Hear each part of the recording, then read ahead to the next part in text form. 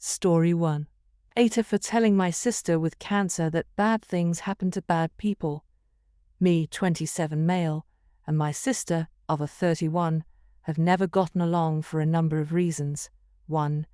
I was adopted at age 8, and she still only addresses our parents as her parents, and she calls me a family friend, not her brother, when introducing me to people. 2. I was overweight for most of my childhood, and she used to bully me over it a lot. 3. I have a stereotypically girl name. I was named after my birth mom. For the sake of this post, think Kelly or Anna. Something boring and basic, but unmistakably girly, and she continues to this day to bully me over it. 4. She outed me as gay to our entire high school in the school paper. 5. She says I ruined her life because I encouraged her parents to foster our other 2 siblings. 6. She once locked me out of our house for 3 days, while my parents were out of town. I was 13 and had to stay at the neighbor's house because she wouldn't open the door even when my parents called and told her to. There are many more examples for her being awful, but these ones came to mind first. Last week, Ava called me, my siblings and my parents, and asked us to come over for lunch. Me and my siblings had to stop and pick up food on the way over to her house. She won't cook for us, only for our parents, so we drove together. When we got there, our parents were already there in the kitchen crying. I asked what happened, and Ava told us that she had cancer, and she wanted our support. I said I'm sorry about that, because I really didn't know what else to say. Ava and my parents got upset, and we all basically got into a screaming match. I told her that she really shouldn't be surprised that karma finally found her. Ava asked what I meant, and I told her that bad things happen to bad people. She started sobbing, and I walked right out the front door. My parents have been calling me to say that I was in a hole, and my siblings are mad that I drove away without them. But they agree that Ava's awful. I'm starting to feel kind of bad because I know how horrible cancer is, and I know that no one deserves to go through that. Am I the a-hole? Now for the top comments. Everyone sucks here. Your sister sucks for the horrible way she has treated you for years. Your parents suck for not stopping her behavior, and you suck for thinking that cancer is a punishment that bad people get. I lost a very good friend to cancer almost 2 years ago. She was a lovely woman and did nothing to deserve cancer. I imagine most people who have cancer have not done anything that would warrant that horrible disease. She was a lovely woman and did nothing to deserve cancer. I imagine most people who have cancer have not done anything that would warrant that horrible disease. Sadly, this is true. The good ones go first, and then the bad ones seem to live forever. I mean, the real truth is that cancer just doesn't give a damn if you are good or bad. Everyone sucks here, so her for obvious reason, but you for implying that cancer hits only bad people. Also, bad things happen to everyone, not just bad people. Yeah, everyone sucks here. I sympathize with you greatly. She sounds awful. But it's the kind of thing you keep to yourself at that time, and go no contact with her instead. I agree that everyone sucks here, however I disagree with keeping quiet. Ava was asking unequivocal support, knowingly mistreating the adoptive siblings, while the parents enabled her bad behavior for years. Ava is going through a terrible illness, but she not once ever expressed remorse or feelings of repentance. Up finally had a platform to raise his issue since the parents have done nothing to intervene, and it appears the younger siblings, who may still be living at home, is taking the brunt of it. Let's not forget Ava went out of her way to lock Opie out of the house. When he was a minor, honestly, CPS should have been called. Punishment should have been exacted in order to curb that type of tomfoolery. Opie expressed condolences at first, but the family pushed for an explanation to the lack of sympathy. Was Opie supposed to lie? Because look what good that did when Opie said, "I'm sorry about that." Ava and the parents are finally faced with the truth that people will not feel sympathy after years of abuse. The parents saw the abuse and how it affected Op, yet they were stoic and unresponsive. But when Op finally takes a stand, they lose their minds. Like I said, cancer is a terrible illness, but those afflicted are not entitled to any sympathy from those that they hurt. Op gave his truth, and hopefully Op can finally cut contact with Ava and move on with his life. Story 2. AITA for moving out cause my family keeps playing with my gain. So I, 17 female, still live with my mom, my stepdad, and my 2 half-siblings, 5 male and 7 female. My dad died when I was 5 driving me to the hospital. Mom didn't want to pay for an ambulance. He died in the crash, and my leg and spine got busted up in a way that has left me needing a cane pretty much ever since. My stepdad's always been a little distant with me. He likes to make jokes about how I'm an early blooming black widow. I think he gets that from my mom, who blames me for my dad's death. I do too, it is my fault after all, so I don't push back on it. Anyway, the point is that, with the current situation, my parents are always looking for ways to get my half-siblings active and doing things without leaving the house, and have recently settled on scavenger hunts. I have no problem with this, honestly. I wish they'd stop hiding stuff in my underwear drawer, but it's a 5-year-old and a 7-year-old, so that's not the worst. My problem, though, is that they keep taking my cane when I'm not looking. I tend to get lost in my homework and my writing hobby and zone out, and having it be one of the items that my half-siblings have to find. When I complain to my stepdad, he's a stay-at-home dad, so is usually the one running these things. He scolds me for being selfish, and points out that my swivel chair has wheels if I need the bathroom, and that they always get it to me before I have to go downstairs for dinner. I tried my mom yesterday, and she said that I was being a brat, and that if I wanted a father who cared about me, I shouldn't have killed my dad. I got really upset at that point and called my grandparents. My mom's parents, dads are dead too. They showed up at 10 p.m. yesterday, and Grandma screamed at them while Grandpa packed my stuff up and helped me out to their car. My mom's been blowing up my phone and email, calling me all sorts of names and accusing me of turning her family against her and trying to get her in legal trouble since minors can't move out. And I can't help but think that maybe she's right. So, am I the a-hole? Oh honey, no, you didn't kill your dad. It isn't your fault. Accidents are accidents because they aren't your fault. Your mother is unbelievably awful for the way she has been treating you and allowing you to be treated. Please stay with your grandparents, and if you have access, maybe seek out a therapist to help you work through all this guilt you're holding on to. More than anything, I send you hugs. Oh, and not the a-hole, in any way, shape, or form. Do not go back to that abusive house. I caused him to need to be in the car, though. I wasn't sick. I'd injured myself jumping off the stairs because I thought my Supergirl costume would make me fly. I didn't cause the accident itself, but it's my fault he was in the accident. I appreciate the hugs and the verdict, though.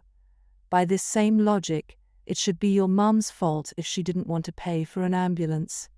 Jesus, not the a-hole all the way, and tons of hugs for you. Please take care of yourself and don't go back there. Not the a-hole. Your mother is straight up abusive. Your father's death is not your fault, and she is frankly completely awful for allowing and reinforcing those beliefs. Your stepdad is in a hole too for taking unnecessary aid from you. If he wore glasses, I'm pretty sure he wouldn't find it funny if you kept hiding them. These people are toxic, and cutting them out of your life may well be your best decision here. Not the a-hole. First of all, your father's death was absolutely not your fault. Your mother has behaved absolutely abhorrently towards you, and it's downright horrific that anyone in your household thinks it's okay to take a cane and leave you without means to get around your home easily. Everyone in your household except you has behaved terribly. Good on you for getting out. Please also talk to your grandparents about getting you into therapy. You certainly have a lot of things to talk through, and I think you would find it very helpful. I mean, like I've said elsewhere, it was my fault, but I appreciate your kindness regardless. Therapy might be a good idea though, yeah. I'm reluctant to ask for anything, since I take so much, but not a bad idea. Story 3. AITA for telling my wife I would open a separate account if she didn't get her money back. I, 39 male, have been married to my wife, 36 female, for 12 years. We have no children, but we do have a cat and a dog who we consider to be our children. My wife has a sister M, 37 female, who has made very poor financial choices and is now heavily in debt.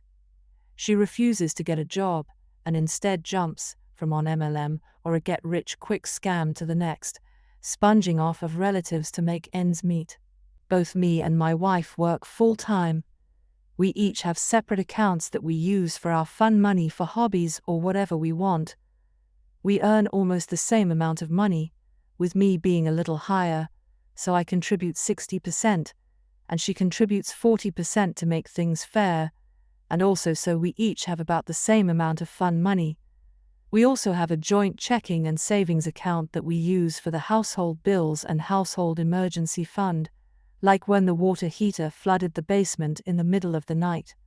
Both of us have access to the joint accounts, and if we need to use it, it is never an issue, so long as we make sure to tell the other that we used funds from those accounts. As I was going through the statements for our joint household account, I noticed that there was approximately $2,000 missing from the joint savings account. I noticed that they were all Venmo transfers to her sister. When my wife came home from work, I asked what this was about, and she told me that her sister needed money to start her own business.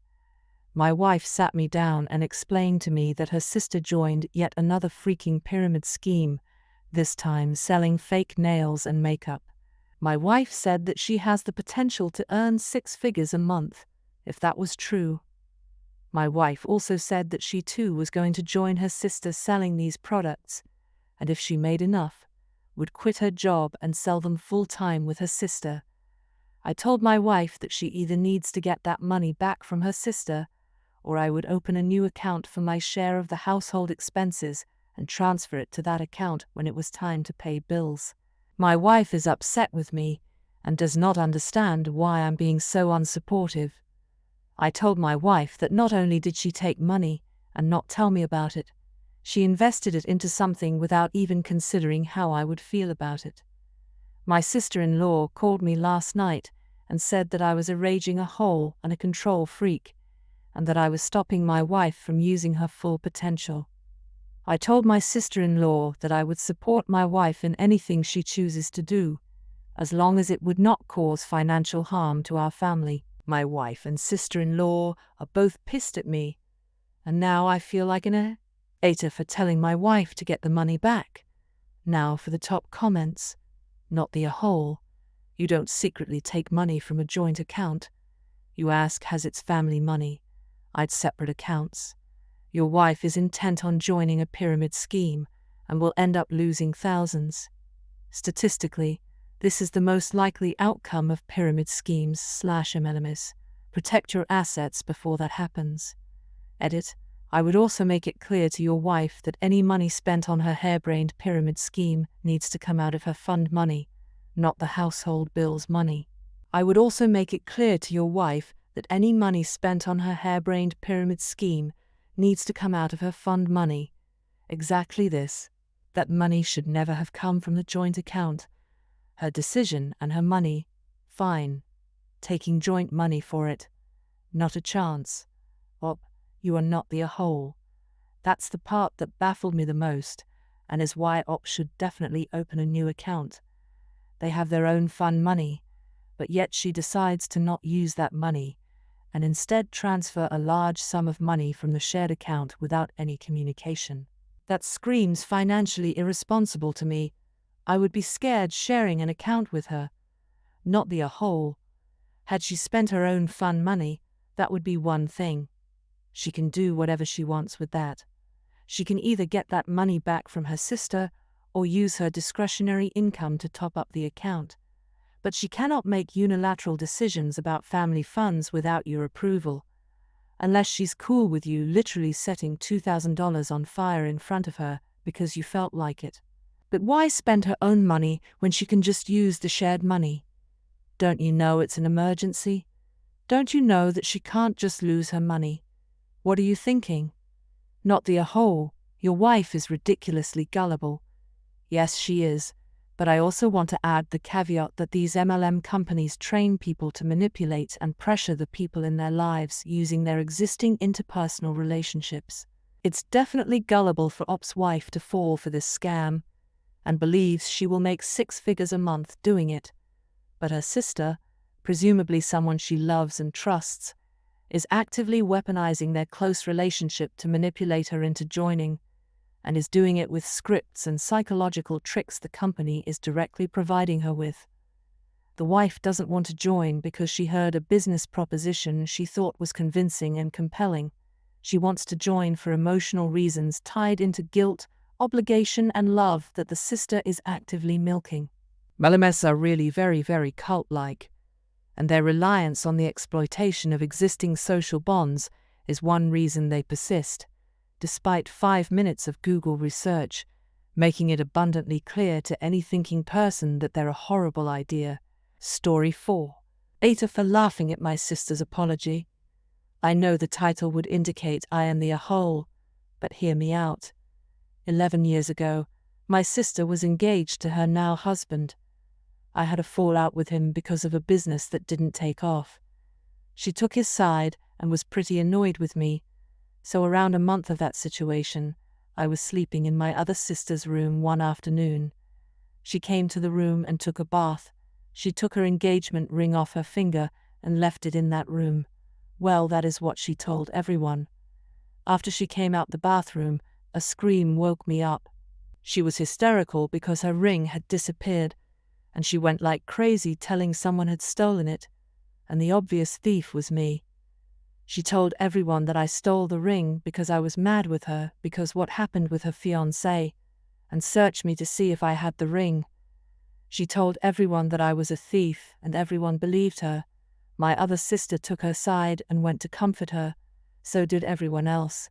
They ostracized me because I was a thief, and always suspected I did it for revenge against her and her fiancé.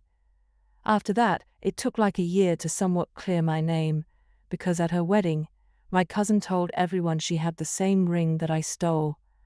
I was not invited to her wedding, neither I had any kind of relationship with her. 2 years later, I almost broke my back, and she never cared about what happened to me. Then in 2016, one of her kids fell into a serious illness that almost took his life. Everyone was pressuring me to go to the hospital to comfort her. I didn't go, and hell, I didn't even care. I had to go to individual counseling to try to get over this. I have a relationship with my other members of my family, but I don't trust them, and I don't open up to them because they don't deserve it.